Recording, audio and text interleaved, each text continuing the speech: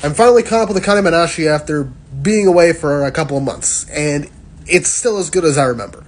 Look, if you're a Battle Shonen fan, you probably aren't reading Akane-Banashi, but I do highly recommend this series because it is not only really good, it has one of the best current MCs in Shonen, also a really great female lead for a Shonen manga, and it's incredibly popular in Japan, and it's a mainstay in Shonen Jump. This series knows how to immerse you in the story being told with its art style. This is the baseline art style of the manga with the characters. However, there is a secondary way that they portray the art, and that is through the stories that the Rakugoka, the characters in the series, end up telling for their shows. It's done in a traditional paintbrush style, and it immerses you in whatever story they bring to life.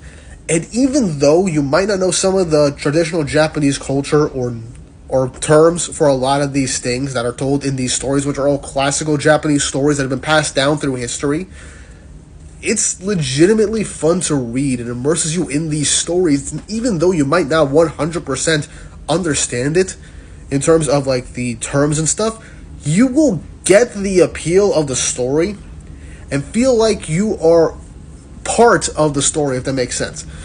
It's an incredibly immersive manga with an incredibly great cast of characters, great drama, and it legitimately is a really great read for you to get into, especially if you want to like dip your toes outside of the classic battle shonen genre to just expand your horizons. Akane-Banashi is definitely a good series to read. If not for anything, Akane is a really compelling MC with a really great goal.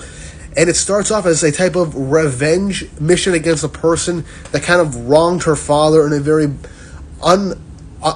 incredibly unrealistic way that she could conceive of. And then she confronts him. And then she realizes this guy had a point, but the way this went about is just all wrong. And so I need to prove that the art that my father had spent his life studying, perfecting, dedicating his life to, the art that I myself grew up with and essentially idolized and essentially made my own, was great. That was good. And post-time skip, and right now we're literally just started a time skip, 3 years.